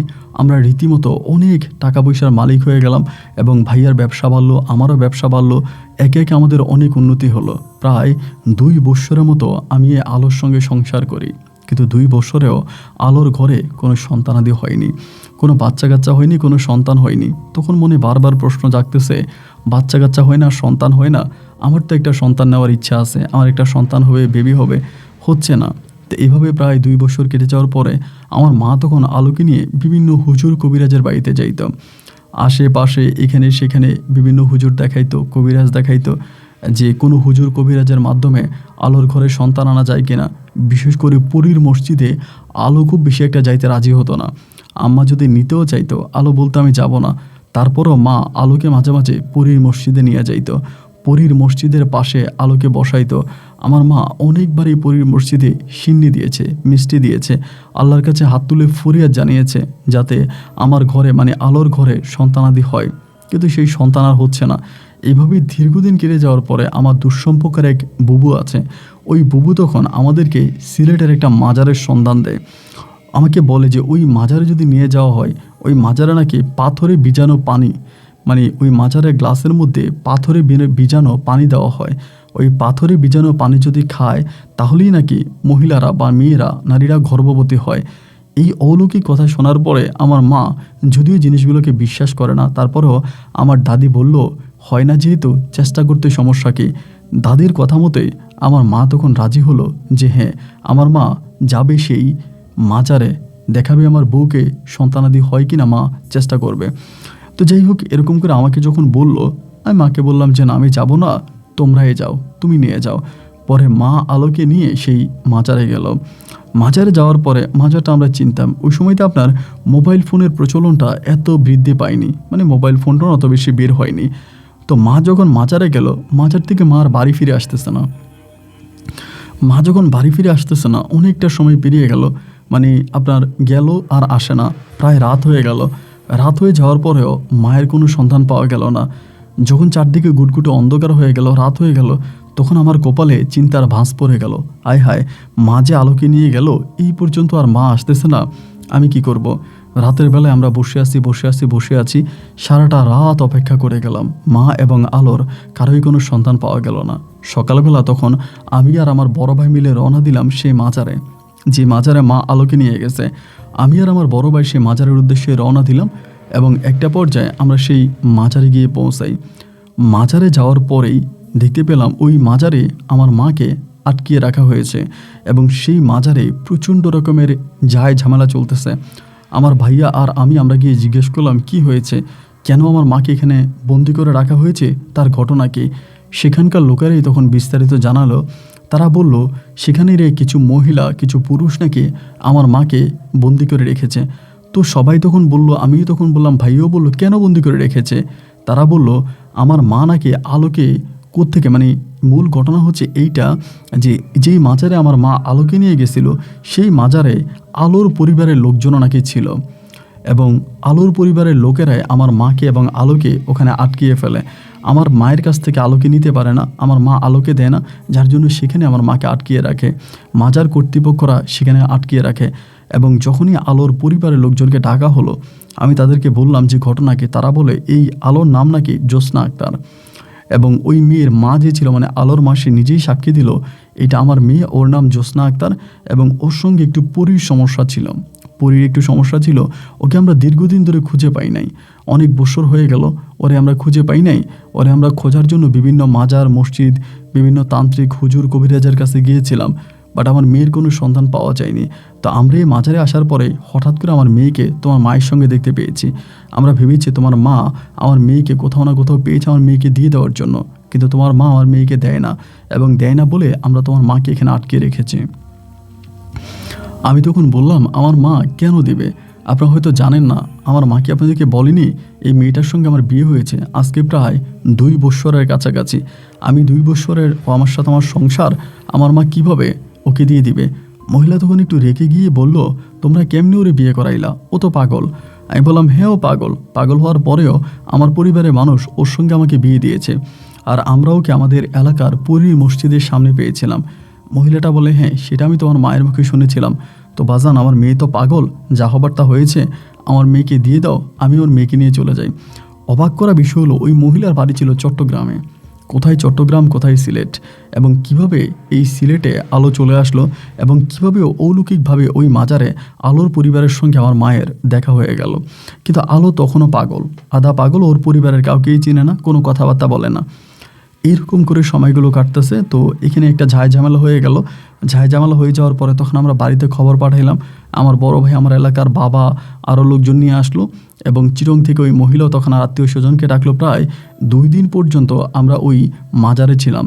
মাজারের কর্তৃপক্ষ, মহিলার মানে আলোর পরিবারের লোকজন, আমার পরিবারের লোকজন, তারা সবাই মিলে তখন একটা গোল মিটিংয়ের মতো বসলো এবং মিটিংয়ের মতো বসে আলোর পরিবারকে তখন মাজার কর্তৃপক্ষ লোকেরা বলল যে দেখেন, যেহেতু মেয়েটার বিয়ে হয়ে গেছে ইব্রাহিমের সঙ্গে এবং বিগত প্রায় 2 বছরের মতো তারা একসঙ্গে সংসার করছে, আপনি মেয়ে পাগল হোক আর ভালো হোক একটা ছেলে সংসারে আছে, সুতরাং মেয়েটাকে নিয়ে আসবেন না বা মেয়েটার ক্ষতি করবেন না। ছেলেটার সঙ্গে আছে, ছেলেটার সঙ্গে থাকতে দেন এবং ছেলেটার কাছেই মেয়েটাকে বিয়ে দেন, মানে বিয়ে দেন বলে তাকে রেখে দেন। আলোর বাবা মাও তখন একটু মানে ওই পীরের কথা শুনে বা মাজারের লোকের কথা শুনে আলোর বাবা মাও তখন একটু শান্ত হয়ে গেল। তখনই আলোর বাবা মা, আলোর পরিবার সহ আমার মা বাবা সবাই মিলে আমরা তখন আমাদের গ্রামের বাড়িতে আসলাম। আলোর বাবা মা মোটামুটি অনেক পয়সাওয়ালা মানুষ ছিল, তাদের চট্টগ্রাম শহরে অনেক ব্যবসা বাণিজ্য ছিল, তারা এক কথায় বলতে গেলে আমাদের থেকে অনেক বেশি টাকা পয়সাওয়ালা মানুষ, মানে আমাদের থেকেও বড় লোক। তো এরকম করে যখন আমাদের থেকেও বড় লোক, টাকা পয়সাওয়ালা মানুষ, তারা সাধারণত, আমরা তো একটু গরিবই ছিলাম, মানে মানতে রাজি হচ্ছিল না, তারপরেও তারা মেনে নিল। মেনে নেওয়ার পরে আমি মাঝে মাঝে আলোকে নিয়ে যেতাম তাদের বাড়িতে এবং তাদের বাড়ি থেকে আলোকে আমি আবার আমাদের বাড়িতেও নিয়ে আসতাম। এইভাবে যাতায়াতের মধ্যেই থাকতাম, কিন্তু সেই মুহূর্তটা পর্যন্ত আলোর ঘরে কোনোই সন্তানাদি হচ্ছে না। এরকম করেই দিন আর রাতগুলো কাটতে কাটতে একটা পর্যায়ে আমাদের এলাকার পাশেই একটা অনেক বড় মন্দির রয়েছে, বিশাল বড় একটা মন্দির, এবং ওই মন্দিরে একটা অনুষ্ঠান হয়, বাৎসরিক একটা অনুষ্ঠান হয়, এক ধরনের মেলা হয়। আর ওই মন্দিরের যে মেলাটা হয়, ওই মেলাতে ইন্ডিয়া, বাংলাদেশ, মানে আমাদের সিলেটের যে লোকজন আছে তারা তো থাকেই, বাংলাদেশের বিভিন্ন জায়গা থেকে এই মেলা দেখার জন্য মানুষ ছুটে আসে। আর বড় কথা হচ্ছে ওই মেলার সময় সাধারণত ইন্ডিয়ার ওই বর্ডারের সাইডটা খোলা থাকে। বর্ডারের সাইড খোলা থাকার কারণে ইন্ডিয়ার ওই বর্ডারের ওই পার থেকে অনেক মানুষরা এই মেলা উদযাপন করার জন্য মেলার ভিতরে আসে। ওই সময়টাতে তখন অনেক বড় করে একটা মেলা হয়, মানে বিশাল বড় করে মেলা হয়। তো সেই মেলাতে ইন্ডিয়া থেকে অনেক হিন্দু ধর্মাবলম্বী লোকেরা আসে। এমন করতে করতে মেলা যখন শুরু হলো, মেলার দ্বিতীয় দিন, মানে প্রথম দিনের পরে দ্বিতীয় দিন হলো কি, একদিন দুপুরবেলা আমি দোকানে, আমার দাদি তখন আমার দোকানে আসছে। আমার দাদি আইসা আমারে বলতেছে, ইব্রাহিম বাড়িতে আয়, তোর সঙ্গে কথা আছে। মানে তখন আপনার প্রায় 2টা 2:30টার মতো বাজে। আমি তখন বললাম, কি কথা বলবা বুড়ি? বলে, তুই আয়। তো দোকান বন্ধ করে তাড়াতাড়ি বাড়িতে আসছি। বাড়িতে আসার পরে দেখলাম আমাদের বাড়িতে কয়েকটা হিন্দু লোক দাঁড়িয়ে আছে, হিন্দু মহিলা, হিন্দু পুরুষ দাঁড়িয়ে আছে। তো ভাবলাম যেহেতু মেলাটা আমাদের বাড়ি থেকে খানিকটা দূরেই, মানে কাছাকাছি, তো সম্ভবত মেলা থেকে কোনো মানুষ আমাদের বাড়িতে আসছে। আমি দাদিকে বললাম, দাদি এরা কারা? দাদি আমাকে বললে, এদেরকে তুই চিনবি না, ওরা ইন্ডিয়ান মানুষ। আমি বললাম, ইন্ডিয়ান মানুষ? তা ইন্ডিয়ান মানুষ আমাদের বাড়িতে কেন? তখনও ভিতরে কি হচ্ছে সেটা আমি জানি না। দাদি আমাকে বলে, ঘটনাটা তোকে বলি। মেলাতে একজন বড় কবিরাজ, মানে একজন তান্ত্রিক আসছিল ইন্ডিয়া থেকে, অনেক বড় মনের তান্ত্রিক, অনেক বড় মাপের তান্ত্রিক। ওই তান্ত্রিকটাকে আমি শুনেছিলাম, ওই তান্ত্রিকটা অনেক ভালো। ওই তান্ত্রিকটাকে আমি নিয়ে আসছি তোর বউরে দেখানোর জন্য। এবং তোর তো সন্তানাদি হয় না, তোর বউটা পাগল, দেখি না ওই তান্ত্রিকটা ভালো করতে পারে কিনা। আমি তখন চেয়ারের মধ্যে বসে আছি, আমার মা, বাবা আর ওই তান্ত্রিকটা তখন ঘরের ভিতরে। অনেকক্ষণ ঘরে থাকার পরে তান্ত্রিকটা তখন হাসি মুখে ঘর থেকে বেরিয়ে আসে। তান্ত্রিকের বয়সটা হবে আনুমানিক প্রায় 50 থেকে 55 বৎসরের মতো। উনি এসে আমার সামনে একটা চেয়ারের মধ্যে বসে। আমি তখন ওনার দিকে তাকিয়ে আছি, উনি আমার দিকে তাকিয়ে আছে। উনি বলে, তুমি কি এই মেয়ের স্বামী? আমি বললাম, জি। ওই লোকটা আবার খুব বেশ ভালো বাংলা কথাও বলতে পারে। আমাকে বলে, তোমার তো চাঁদ কপাল, তোমার ভাগ্য তো খুলে গেছে, তুমি কি জানো তোমার বউ কি? আমি বললাম যে না, আমি তো জানি না। উনি বলে, যেদিন জানবা সেদিন তুমি নিজেই অবাক হয়ে যাবা। যাই হোক, আমি তোমার বউকে দেখলাম, তোমার বউ ভালো হবে, তোমার বউ সুস্থ হবে। তবে ভালো এবং সুস্থ হওয়ার জন্য তাকে কিছু কাজ করতে হবে। এই কাজগুলো যদি সে করে তবে সে ভালো হয়ে যাবে, তার সন্তানাদি হবে, সে সংসারও করতে পারবে। আমি তার হাতে তাবিজ পরিয়ে দিয়ে এসেছি, ভুলেও কোনোদিনও ওই হাতের তাবিজ খুলবা না। হাতের তাবিজ খুললে এই মেয়েটাকে নিয়ে যাবে বা মেয়েটা মারাও যেতে পারে। তাবিজটা খুলবা না, এবং তুমি যেভাবেই হোক আমাকে একটা ডেট বলো যে এই ডেটে ইন্ডিয়ার বর্ডারের ওই পারে একটা মন্দির আছে, ওই মন্দিরে তোমার বউকে নিয়ে আসবা। আমি তোমার বউকে সম্পূর্ণভাবে সুস্থ করে তুলব। তান্ত্রিকের এই কথা শোনার পরে, ওনার নাম ছিল স্বপন তান্ত্রিক, সবাই সপু বলে। তো সপু তান্ত্রিকের কথা শুনে আমি একটু মনে স্থির পাইলাম। এদিন হলো কি, সপুতান্ত্রিক চলে গেল এবং যাওয়ার সময় আমাদের বাড়ির চারপাশও তাবিজ পুঁতে দিয়ে গেল এবং বাড়িটিকে মোটামুটি প্রায় অনেকটাই বন্দি করে গেছে। বাড়িটিকে বন্দি করে তখনই সপুতান্ত্রিক চলে গেল। সপুতান্ত্রিক চলে যাওয়ার পরে সেদিন রাতের ঘটনাটাই আমি আপনাকে বলি। সেদিন রাতের বেলায় আমরা সারা রাত কেউ ঘুমাতে পারিনি। এই কারণে আমাদের কাছে মনে হলো যে প্রচুর পরিমাণের কান্নার শব্দ আমরা ওই আপনার পুরীর মসজিদের ওখান থেকে পাচ্ছিলাম। মনে হয় যেন পুরীর মসজিদে একসঙ্গে অনেকগুলো মানুষ কান্না করলে যেরকম একটা শব্দ, এইরকম একটা শব্দ তখন শোনা যাচ্ছিল। সবাই তখন অবাক হয়ে গেলাম, কি ব্যাপার, পুরীর মসজিদের ওখান থেকে এরকম কান্নার শব্দ আসতেছে কেন? এত বছর অতিবাহিত হয়ে গেল, কোনোদিন তো পুরীর মসজিদে থেকে এরকম কান্নার শব্দ শোনা যায়নি। আজকে রাতেই বা কেন হঠাৎ করে সেই মসজিদ থেকে এমন কান্নার আওয়াজ আসতেছে? অবাক করা বিষয় হলো, সকালবেলা সেই মসজিদে যারা ছিল তাদেরকে জিজ্ঞেস করলাম, আপনারা কি কান্নার শব্দ শুনতে পেয়েছেন? তারা বলল না, তারা পায়নি। আমাদের আশেপাশের যে বাড়ির মানুষগুলো আছে ওনাদেরকে জিজ্ঞেস করলাম, আপনারা কি কান্নার শব্দ শুনতে পেয়েছেন? তারা বলে তারাও পায়নি। শুধুমাত্র পুরীর ওই কান্নার শব্দ আমার বাড়ির মানুষজনরাই শুনতে পেয়েছিল। কেন শুধুমাত্র আমাদের বাড়ির মানুষরাই এই কান্নার শব্দ শুনতে পেল, এর কোনো ব্যাখ্যা আমি তখন খুঁজে পেলাম না বা বুঝতে পারলাম না। যাই হোক, এমন করে দিন আর রাতগুলো কাটতেছে। প্রায় প্রতি রাতেই বিভিন্ন জায়গায় আমরা এরকম কান্নার শব্দ শুনতেছিলাম এবং আলো জানি কেমন দিনে দিনে একটু অসুস্থ হয়ে যাচ্ছিল। তো এরকম করতে করতে তখন আলোর পরিবারকে খবর দেওয়া হলো। আলোর বাবা মা চিরং থেকে আসছে এবং আসার পরে তাদেরকে বলা হলো যে এমন এমন ঘটনা, আমরা একটা তান্ত্রিকের সন্তান পেয়েছি, বর্ডারের ওই পারে ওনার বাড়ি এবং ওখানে একটা ছোট্ট মন্দির আছে, ওই মন্দিরে আলোকে নিয়ে যেতে বলছে এবং নিয়ে গেলে পরে উনি আলোকে ঠিক করে দিবে। আলোর বাবা মা তখন বলল, আলোর তো ভিসাও নাই, পাসপোর্টও নাই, কিভাবে বর্ডারের ওই পার আলোকে নিয়ে যাব? আমরা তখন বললাম, দেখেন আমরা দুপুরবেলা থাকি এখানে, বিকেলবেলা যাই ইন্ডিয়াতে। আমাদের ইন্ডিয়ার সঙ্গে খুব ভালো সম্পর্ক, সেখানে বিএসএফ থেকে শুরু করে বাংলাদেশ বর্ডার গার্ড যারাই আছে এরা আমাদের কেউ কোনো ক্ষতি করবে না। আমরা যেতে পারবো, আমরা আসতে পারবো, আমরা আলোকে নিয়ে যাব। সেই মন্দিরে আমাদের হিন্দু ধর্মের মানুষরা সকালে যায় পূজা দেয়, আবার অনেক সময় সেই মন্দিরের মানুষরাও আমাদের এদিকে আসে, এতে কোনো সমস্যা নাই। আলোর বাবা মা যদিও তারা শিক্ষিত ছিল মোটামুটি, তারা একটু বিব্রত হলো বা ভয় পেল। তারপর তাদেরকে বুঝাইলাম। 3 দিন পর্যন্ত তারা আমাদের বাড়িতে ছিল এবং এই 3 দিনেও আমাদের বাড়ির অবস্থা খুব থমথমে বিরাজ করতেছিল। আমরা বিভিন্ন জায়গায় কান্নার শব্দ, বিভিন্ন ধরনের অলৌকিক ঘটনাগুলো আমাদের সঙ্গে ঘটে। 3 দিন পরে একদিন সকালবেলা আমরা আলোকে নিয়ে রওনা দিলাম। আমরা সেই জায়গায় যাব, মানে সেই ইয়েতে যাব, আপনার ওই মন্দিরে যাব। আলোকে নিয়ে যাচ্ছিলাম, বর্ডারটা যখন পার হব, বর্ডারের কাছাকাছি আসছি, হঠাৎ করে সেখানে আলো দাঁড়িয়ে গেছে। তো আলোর বাবা মা বলতেছে কী হলো, চল। আলো তখন আর যায় না। হঠাৎই তার চোখগুলোকে সে মোটামুটি একটু লাল করে ফেললো এবং কেন জানি সে ওখান থেকে যেতেই যাচ্ছে না। তখন আমরা প্রায় ইন্ডিয়ার দিকে ঢুকে গেছি। ইন্ডিয়া ঢুকার পরে টানাটানি করতেছি, সে যাচ্ছে না, টানাটানি করতেছি, সে যাচ্ছে না। ওই মুহূর্তটাতে হঠাৎ করে দেখলাম ওই মন্দিরের ওখান থেকে কে জানি একজন দৌড়িয়ে আসতেছে। আমরা অবাক হয়ে তাকিয়ে রইলাম, কী ব্যাপার এটাকে। খানিকটা বাদে দেখলাম যে এটা হচ্ছে ওই সপু কবিরাজ। সপু কবিরাজ এসে আপনার এই যেই মানে আপনার আলোর মাথায় হাত দিল, মাথায় হাত দেওয়া মাত্র আলো সেখানে জ্ঞান হারিয়ে ফেলে। সপু কবিরাজ তখন বলল, একটা কাজ করেন, ধরাধরি করে ওকে আপনারা নিয়ে আসেন, মানে আমার ওই মন্দিরে নিয়ে আসেন।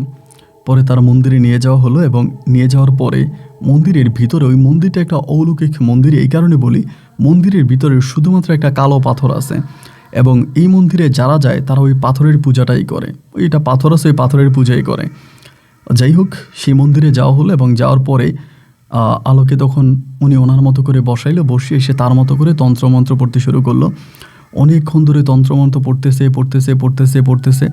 এবং কিছুক্ষণ পরে তিনি বলল, আমার এই মেয়েটাকে ঘরের ভিতরে নিয়ে যেতে হবে এবং এই ঘরে শুধু আমি আর এই মেয়েটা যাব, আর কেউ যেতে পারবে না, আপনাদের মেয়ে সুস্থ হয়ে যাবে। এটা বলা মাত্রই আলোর বাবা মা তখন মানে বাধা হয়ে দাঁড়ালো যে না, আপনি আমাদের মেয়েকে নিয়ে একটা ঘরের ভিতরে একা একা যাবেন, এটা তো আমরা মেনে নিতে পারি না। তিনি বলল, দেখেন আমি নিয়ে যাচ্ছি এবং এটা আমার জন্য ভালো হবে, আপনাদের মেয়েটা সুস্থ হয়ে যাবে, আমি চাই মেয়েটাকে সুস্থ করি। ওই মুহূর্তে তখন আলোর বাবা মা রাজি হয় না।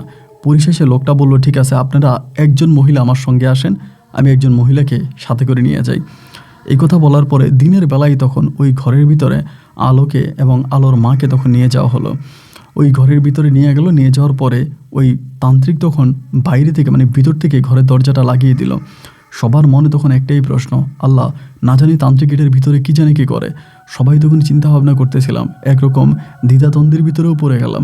তান্ত্রিকটা তো বিশ্বাস করা যায় না, সে আবার কি ক্ষতি করে বসে। এমন করে প্রায় বিকেল ঘনিয়ে গেল, দুপুর থেকে বিকেল হয়ে গেল। বিকেলবেলা তান্ত্রিক বেরিয়ে আসলো এবং সাথে বেরিয়ে আসলো আলোর মা। আলোর মাকে দেখে কেমন যেন একটু বিস্মিত মনে হলো। সবাই জিজ্ঞেস করলো, কি হয়েছে, ভিতরে কি চলছে। আলোর মা বলে, আপনারা ভয় পাবেন না, উনি আসলে আলোর চিকিৎসাই করতেছে। মাগরিবের আজান দিল। মাগরিবের পরে উনি পূজা দিলেন। পূজার কাজ সম্পূর্ণ করে আবারও আলোর মাকে সঙ্গে নিয়ে তিনি আপনার রুমের ভিতরে ঢুকলেন। ঢুকার পরে একইভাবে তিনি আবারও তার ওই কাজ শুরু করে দিলেন। রাত্র তখন আনুমানিক প্রায় 12টা থেকে 12:30 বাজে। হঠাৎই আমরা ওই ঘরের ভিতর থেকে প্রচণ্ড রকমের চিৎকারের শব্দ শুনতে পাচ্ছি এবং চিৎকারের শব্দ শুনতে পাওয়া মাত্রই সবার ভিতরে তখন ভয় ঢুকে গেল। কী ব্যাপার, এমন করে চিৎকার করতেছে কেন। কিছুক্ষণ পরেই আলোর মা একসঙ্গে বেরোলো। বেরোয়ার পরে আলো তার বাবাকে জড়িয়ে ধরে খুব সুন্দর করে কথা বলতেছে, কিন্তু আলো আমার সঙ্গে কোনো কথা বলে না। সে তার বাবা মায়ের সঙ্গে কথা বলতেছে এবং আমি তখন মানে ওর দিকে তাকায় আছে, ও আমার দিকে তাকায় আছে, ওর বাবারে বলতেছে এটাকে। তো এটাকে যখন বললো আমি তখন বুঝলাম যে আয় হায়, আমার আলো তো আমাকে চিনতে পারছে না। তখন আলোর বাবা বলল, এটা তোমার হাজব্যান্ড। তো হাজব্যান্ড বলাতে আলো তখন বললো, যে এটা আমার কেমন হাজব্যান্ড, আমি তো ওনাকে চিনি না। পরে বলতেছে যে না, এটা তোমার হাজব্যান্ড, তোমার সঙ্গে তার বিয়ে হয়েছিল, বাট তখন তুমি মানসিকভাবে একটু পাগল ছিলা, এই জন্য তুমি চিনতে পারো নাই। আলো আসলে মোটামুটি আমাকে মেনে নিতে পারে নাই বা ও আমাকে মানতে পারে নাই। আলোর বাবা মা ওকে বোঝানোর পরে যাই হোক ও বুঝছে। আমরা পরের দিন সকালবেলা ওই এলাকা থেকে আসি। তবে সেই মুহূর্তে আলো সম্পূর্ণভাবে সুস্থ হয়ে যায়। আলোর মাঝে আর কোনো সমস্যা থাকে না, ও আমার বউ হিসাবেই থাকে। আমার ঘরে আমার বাড়িতে আমার বউ হিসাবে থাকলেও আমি আলোর সঙ্গে কোনো স্বামী স্ত্রীর সম্পর্কে যেতে পারতাম না এবং আলো আমাকে সহ্য করতে পারতো না।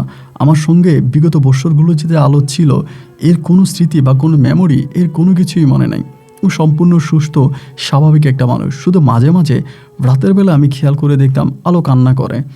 অনেক সময় রাতের বেলায় কান্না করতো। আমি যদি জিজ্ঞেস করতাম যে তুমি কান্না করতেছো কেন, কী কারণে কান্না করতেছো, ও তখন বলতো যে জানি না, কেন জানি ভিতরটা অনেক কষ্ট হচ্ছে, ভিতরটা অনেক মায়া লাগতেছে, জানি না কার জন্য জানি খুব বেশি মায়া লাগতেছে, কার জন্য জানি খুব বেশি কষ্ট হইতেছে। তা আমি তখন বললাম যে তোমার কার জন্য এত বেশি মায়া লাগতেছে, কার জন্য এত বেশি কষ্ট হইতেছে, তুমি এটাকে আমাকে বলতে পারো না। আলো তখন কোনো কিছুই বলে না, শুধু বলে আমি জানি না, বাট কেন জানি মনে হয় যে কিছু একটার জন্য, মানে কেউ কারোর জন্য আমার ভিতরটা খুব হাহাকার করতেছে। তো ওর এই কথাগুলো শুনে আমি মাঝে মাঝে হাসতাম, বলতাম যে ও সম্ভবত মানে এরকমই করবে। এই করতে করতে দিন আর রাতগুলো কাটতেছে। এরই মাঝে দেখা গেল আমাদের যেই পুরীর মসজিদটা রয়েছে, ওই মসজিদটা নিয়ে বিভিন্ন ধরনের শিরকি কাজ শুরু হলো। এই মসজিদে, একই মসজিদে এসে মানুষ নামাজ পড়ে, আবার একপাশে কেউ পূজা দেয়, কেউ ঢোল বাজায়, কেউ আল্লাহকে ডাকে, এবং গ্রামের মানুষের মুখে তখন এই মসজিদটা একটা শিরিকের আখড়া হয়ে গেল। অনেকেই তখন বলতে শুরু করলো, এটা সিলেটের পূর্ণভূমি, এটা হযরত শাহজালালের মাটি, এই মাটিতে এমন শিরিক কোনোভাবেই মেনে নেওয়া যায় না। হিন্দু মুসলিম সবাই এসে কেউ ঢোল বাজায়, কেউ এটাকে মন্দির বানিয়েছে, কেউ বানিয়েছে মসজিদ, এটা নিয়ে নাটকীয়তা বন্ধ করতে হবে, এই মসজিদ ভেঙে দিতে হবে।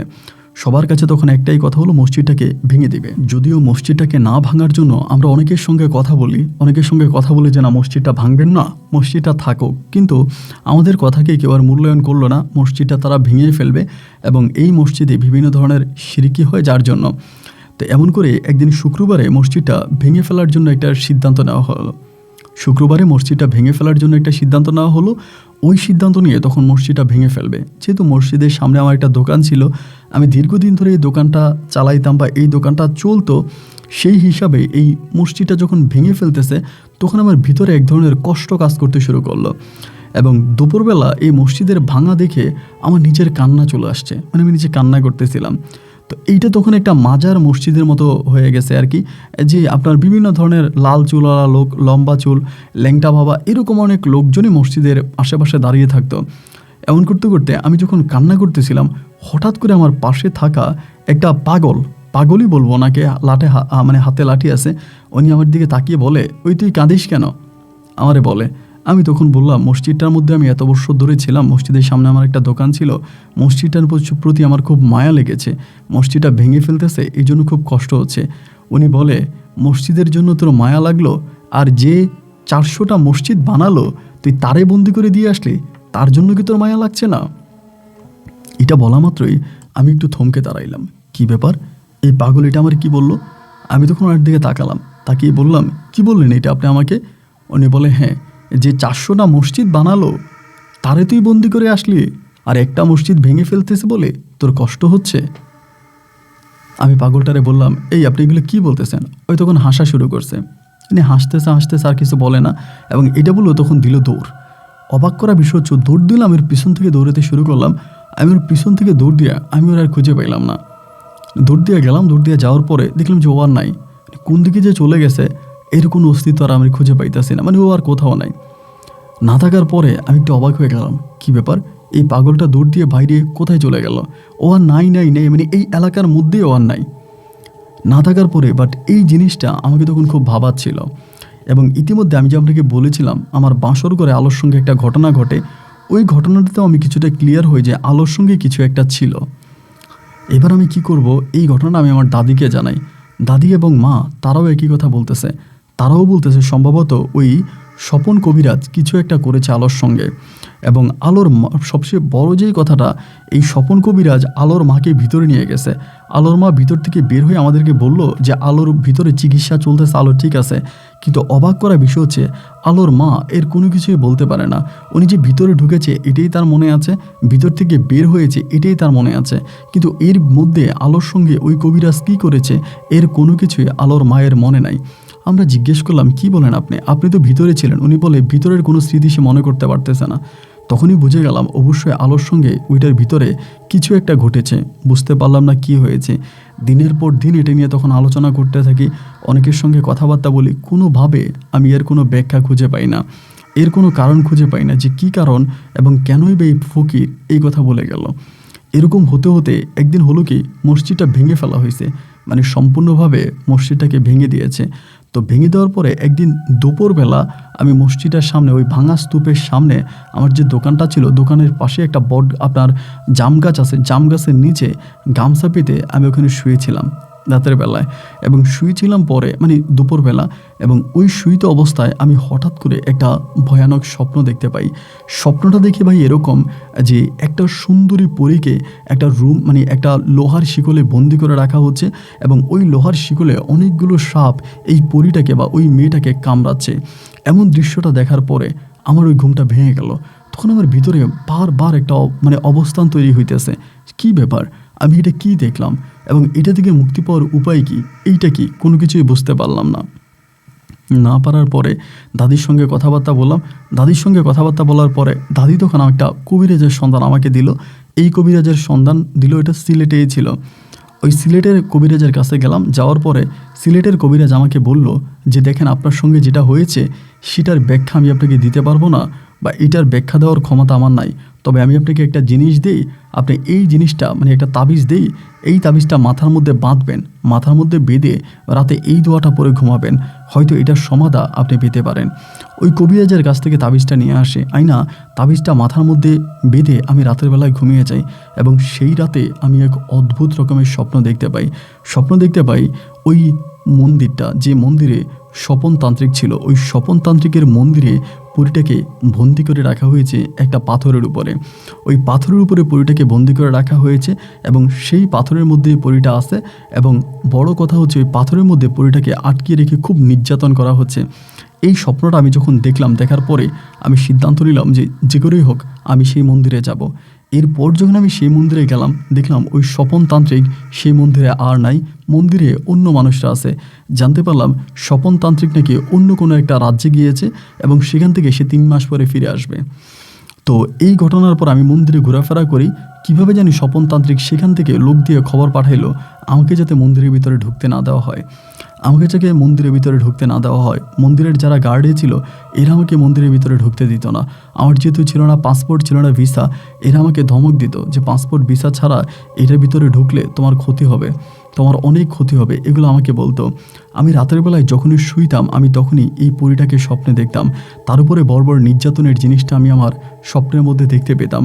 এই জিনিসগুলো দেখতাম আর আমি নিচে নিচে কান্না করতাম, কেন এটা আমার সঙ্গে হতো, কি হতো এই পরীটাকে মুক্তি করার জন্য। তখন আমি একরকম বেকুল পাগল হয়ে যাই। মন্দিরের সামনে থাকা একটা ঘরের ভিতরে আমি তখন রাত কাটাতে শুরু করি।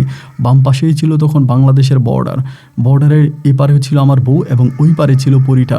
আমি পরীর সামনের ওই মন্দিরেই তখন দিন রাত কাটাচ্ছিলাম আর ভাবতেছিলাম কী করে এই পরীকে এই মন্দির থেকে মুক্ত করা যায়, একদিন একজন হিন্দু সন্ন্যাসীর সঙ্গে আমার দেখা হলো এবং ওই সন্ন্যাসীর হাতে এক ধরনের হিন্দুরা যে খায় নাড়ু, ওই একটা নাড়ু ওই সন্ন্যাসী আমাকে দেওয়ার পরে আমি সন্ন্যাসীটাকে তখন বসিয়ে বললাম, আমি ওনাকে আমার এই বিস্তারিত সব ঘটনাগুলো খুলে বললাম। আমি জানি না উনি কি সন্ন্যাসী ছিল না কী ছিল এবং কেনই বা আমি স্পেসিফিক এই লোকটার কাছেই বলতে গেলাম, এর কোনো ব্যাখ্যা আমি জানি না। লোকটা আসছে এবং আমার মনের কথাগুলো আমি তাকে বললাম। বলার পরে সে আমাকে একটা প্রশ্ন করলো, তুমি কাকে ভালোবাসো, তোমার স্ত্রীকে নাকি এই পরীটাকে? আমি বললাম, আমি কাকে ভালোবাসি সেটা আমি জানি না, তবে আমি আমার পরীটাকে আমি এই পাথর থেকে মুক্তি করতে চাই। উনি বলে, যদি পরীটাকে পাথর থেকে তোমাকে মুক্ত করতে হয় তবে হয়তো তোমাকে তোমার স্ত্রীকে হারাতে হবে, তুমি কি এটা মানতে পারবা? আমি বললাম, যদি হারাতে হয় আমি তাও হারাতে রাজি আছি, কিন্তু তারপরেও যে পরীটা 400টা মসজিদ নির্মাণ করেছে আমি সেই পরীটাকে এই পাথর থেকে মুক্ত করতে চাই। উনি তখন বলল, আমাকে একটা পানি দিল, একটা ছোট্ট পানির বোতল দিল, যেটা আপনার হোমিওপ্যাথিক ওষুধ খাওয়ার সময় দেখবেন যেরকম ছোটো সীসা দেয়, ওরকম সীসার ভিতরে একটা পানি ছিল। উনি আমাকে বলল, এই পানিটার মধ্যে তোমার বউয়ের 1 ফোঁটা রক্ত, এই পানির মধ্যে তোমার বউয়ের 1 ফোঁটা রক্ত নেবা এবং রক্ত নেওয়ার পরে এই পানিটাই তুমি ওই পাথরটার উপরে ঢেলে দিবা, এরপরই এই পাথর থেকে পরীটা মুক্ত হয়ে যাবে। আমি বললাম, এই আপনি কি বললেন? উনি বলে, হ্যাঁ এটাই হবে, তুমি এটা করো, এতে তোমার বউ মুক্তি পাবে। ওনার কথা মতো ওনার কাছ থেকে এই পানিটা নিয়ে গেলাম, উনিকে সেটা আমি জানি না। এবং পরে চিন্তা করলাম যে হঠাৎ করে এই লোকের কাছে আমি এত কথা কেন বললাম, এবং তিনি তো হিন্দুর একটা লোক ছিল, মুসলিম ছিল না। বাড়িতে আসার পরে চিন্তা করতেছি কিভাবে আলোর কাছ থেকে রক্ত নেওয়া যায়, এবং বহু পরিকল্পনা করে ওর কাছ থেকে আমি ইনজেকশনের মাধ্যমে রক্ত নিলাম এবং সেটা আমাদের এলাকার এক ডাক্তারের মাধ্যমে নিয়ে যাই এবং সেই থেকে আমি রক্তটা 1 ফোঁটা কি আর একটু বেশি এই পানির মধ্যে, মানে শিশিতে থাকা ছোট্ট পানির ভিতরে আমি তখন এই মিশিয়ে দেই, এই রক্তটা মিশিয়ে দেই। এবং রক্তটা মিশিয়ে দেওয়ার পরেই পানিটা কেমন জানি ভিতরে মনে হয় যেন ধোঁয়া উঠতেছে, একটু গরম গরম লাগতেছে। এই পানিটা নিয়ে আমি তখন এই হিন্দু মন্দিরে আবারও যাই। হিন্দু মন্দিরে যাওয়ার পরে আমি চিন্তা করতেছিলাম ওই হিন্দু মন্দিরে আমি এই পানিটা ঢেলে দিব, ওই যে পাথরটার উপরে পানিটা ঢালবো, সেদিন হিন্দু মন্দিরে প্রচুর মানুষ ছিল, ওদের সম্ভবত কোনো একটা পূজা বা আরতি চলতেছিল, আমি জানি না। আমি ওদের ওই মন্দিরের কাছাকাছি গেলাম, যাওয়ার পরে ঠিক ওই পাশটাতে গিয়ে আমি ওই জিনিসটা হাতে নিলাম। হাতে নিয়ে আমি সেটার বোতলের মানে সীসার মগটা খুললাম এবং খোলার পরে বিসমিল্লাহ বলে ওই পাথরের উপরে আমি তখনই এই জিনিসটা ঢেলে দিলাম, মানে এই পানিটা ঢেলে দিলাম। এবং পানিটা ঢেলে দেওয়া মাত্রই এক ধরনের বিশ্রী দুর্গন্ধ সেখান থেকে বের হলো এবং বিশ্রী দুর্গন্ধ বের হলো এবং বের হওয়ার সঙ্গে সঙ্গে এই পাথরটা থেকে ধোঁয়া বেরোতে শুরু হলো। আগুনের মধ্যে হঠাৎ করে পানি দিলে যেরকম ধোঁয়া বেরোয় এরকম করে ধোঁয়া বেরোতে শুরু হলো। যদিও এই মন্দিরে ঢোকা আমার জন্য সম্পূর্ণ নিষেধ ছিল, তার কারণে ওখানকার যারা সিকিউরিটি ছিল ওরা মুহূর্তের মধ্যে আমাকে ওখানে মারতে শুরু করলো এবং এমন মারা আমাকে মেরে এখান থেকে বের করে দিল। কি হয়েছে আমার সঙ্গে সেটা আমি জানি না, আমাকে সেখান থেকে বের করে দেওয়া হলো এবং বের করে দেওয়ার পরে রক্তাক্ত শরীর নিয়ে আমি বাড়ি ফিরে আসলাম। বাড়ি ফিরে আসার পরে যা জানতে পারি ভাই, আমার বউ প্যারালাইজড রোগীর মতো হয়ে গেছে, আমার বউকে নাকি হসপিটালে নিয়ে গেছে। আমি তখন আমার বউকে দেখার জন্য হসপিটালে গেলাম এবং হসপিটালে যাওয়ার পরে দেখতে পেলাম আমার বউয়ের অবস্থা খুবই খারাপ, মারা যাওয়ার মতো অবস্থা। কি হলো ওর সঙ্গে আমি সেটা বুঝতে পারলাম না। ডাক্তার বলল ও নাকি স্ট্রোক করেছে। কেন স্ট্রোক করেছে, কী কারণে স্ট্রোক করেছে সেটার আমি জানি না। আমি আমার বউকে নিয়ে দৌড়াদৌড়ি করতেছি। এভাবে প্রায় 21 দিনের মাথায় আমার বউ আলো ইন্তেকাল করে। আলো মারা যায় এবং আলো মারা যাওয়ার পরে আমি আলোর দাফন কাফন সম্পূর্ণ করে সেই মন্দিরে যাওয়ার জন্য চেষ্টা করি, কিন্তু এই মন্দিরে আমি আর ঢুকতে পারি না। আজও সেই মন্দির আমার জন্য নিষিদ্ধ। আমি মন্দিরের আশেপাশে যেতে পারি না। মন্দিরের যেই আপনার স্বপন তান্ত্রিক ছিল, সে তান্ত্রিকের সঙ্গে কথা বলার চেষ্টা করি, যোগাযোগ করার চেষ্টা করি, কিন্তু সে আর কখনোই আমার সঙ্গে কোনো যোগাযোগ করেনি। আজও সেই মন্দির আমার জন্য নিষিদ্ধ। একটা সময় হিন্দুদের এই মন্দিরটা ভেঙে ফেলা হয়। এইটা ভেঙে তারা বর্ডারের সাইড ক্রস করে, মানে ওখানকার যারা হিন্দু যারা গার্ডে ছিল আর কি, বর্ডার গার্ড ছিল, এরাই মন্দিরটাকে ভেঙে ফেলতে বলে, কারণ মুসলিমরা প্রচুর এখানে যায়। এটা ভেঙে দিয়ে তখন তারা মন্দিরটা এখন অনেক ভিতরে নিয়ে যায়। আমার সঙ্গে কি হয়েছে এর কোনো ব্যাখ্যা আমি আর খুঁজে পেলাম না। আজকে আমি জীবনের শেষ বয়সে এসে দাঁড়িয়েছি, স্ত্রীকে হারিয়ে। এরপরে আমি আর নতুন করে কোনো বিয়ে করিনি। আদৌ আমি জানি না ওই পাথরের সঙ্গে আমার সঙ্গে কি হয়েছিল, ওই পাথর থেকে আদৌ সেই পরীটা মুক্ত হয়েছে কিনা। এই প্রশ্নগুলো আমাকে প্রতিনিয়তই প্রশ্নবিদ্ধ করে যায়, যার কারণে রাতের বেলায় ঘুমোতে পারি না। আজও আমি শুধু একটা জিনিসই চিন্তা করি, কি হয়েছে আমার সঙ্গে। জীবনের শেষ বয়সে এসে আপনার গল্পগুলো আমার সামনে পড়লো। আমি আপনার নিয়মিত একজন শ্রোতা, আমার সঙ্গে ঘটে যাওয়া ঘটনাটা আমি আপনাকে পাঠিয়েছি। জানি না আপনি সেটা পড়বেন কিনা। যদি পড়েন আমার সঙ্গে যোগাযোগ করতে পারেন, এটা আমার ফোন নাম্বার। ভালো থাকবেন, আসসালামু আলাইকুম। প্রিয় বন্ধুগণ, সবাইকে অনেক বেশি ধন্যবাদ এই পর্যন্ত আমার সঙ্গে থেকে সিলেটের ভাই মোহাম্মদ ইব্রাহিম হোসেনের জীবনের এই ভয়ানক, বাস্তব, অলৌকিক, ধর্মীয় গল্পটা শোনার জন্য। দেখেন, আমি একটা কথা বলে রাখি, আমি কোনো ধর্মকে ছোট করার জন্য আমি গল্প রেকর্ড করছি না, কাউকে হেয় প্রতিবন্ধ করার জন্য গল্প রেকর্ড করিনি। আমি চেষ্টা করেছি একটা গল্প বলে সেই গল্পের মাঝে কিছু জিনিস তুলে ধরার জন্য, যেগুলো হয়তো আপনি আপনার জীবনে কাজে লাগালে আপনার জীবন পরিবর্তন হতে পারে। ইব্রাহিমের সঙ্গে যা ঘটেছে তা রীতিমতোই ছিল অবাক করার মতো ব্যাপার। ইব্রাহিম এবং তার বউ আলো, এবং আলো বলতে ওনার নাম ছিল জ্যোৎস্না আক্তার। পুরো গল্পটাই, পুরো ঘটনাটাই আমার কাছে ভীষণ অলৌকিকতা লেগেছে। লাস্ট পর্যন্ত কি হয়েছিল ওই পাথরে পানি ঢালার পরে, এর ব্যাখ্যা ইব্রাহিম দিতে পারেনি। এটা আমাকে অনেক বেশি ভাবাচ্ছে। তবে যাই হোক, আমি গল্পটা এই কারণেই বলেছিলাম যে আমরা অনেক সময় অল্প কিছু পাওয়ার আশায়, মানে বেশি কিছু আমরা ধরতে গিয়ে আমরা অল্প কিছুকে ছেড়ে দিই। আমাদের মাঝে লোভ কাজ করে, অহংকার কাজ করে, আমরা বেকুল হয়ে থাকি। আল্লাহ আমাদেরকে এই সব থেকে ফিরিয়ে আনুক। রোজা রেখেছি, একটু পরে ইফতার করব। প্রিয় বন্ধুরা, আর কথা বাড়াচ্ছি না, গল্প কেমন লেগেছে সেটা কমেন্ট বক্সে লিখবেন। এবং আমি আপনাদেরকে বিনীতভাবে অনুরোধ করে যাই, কুমিল্লার নটির মসজিদ আপনারা কেউই মিস করবেন না। এই নটির মসজিদ আপনারা অবশ্যই দেখবেন, কারণ এই নটির মসজিদের সাথে রয়েছে প্রতিটা নারীর এক কঠিন ইতিহাস। বাস্তবতার গল্প। এই নটির মসজিদ শুধু মসজিদ নয়, এটাও রয়েছে এক বিশাল ইতিহাস। এই গল্প শুনলে আপনি নিজেও কাঁদবেন। তাই ওই নটির মসজিদের ভিডিওটা সবাই দেখবেন এখানে ক্লিক করে। সবার কাছে অনুরোধ রইল। বন্ধুরা, বিদায়, দেখা হবে দিয়ে নতুন দিন নতুন কোনো গল্পে। আল্লাহ হাফেজ এন্ড আসসালামু আলাইকুম।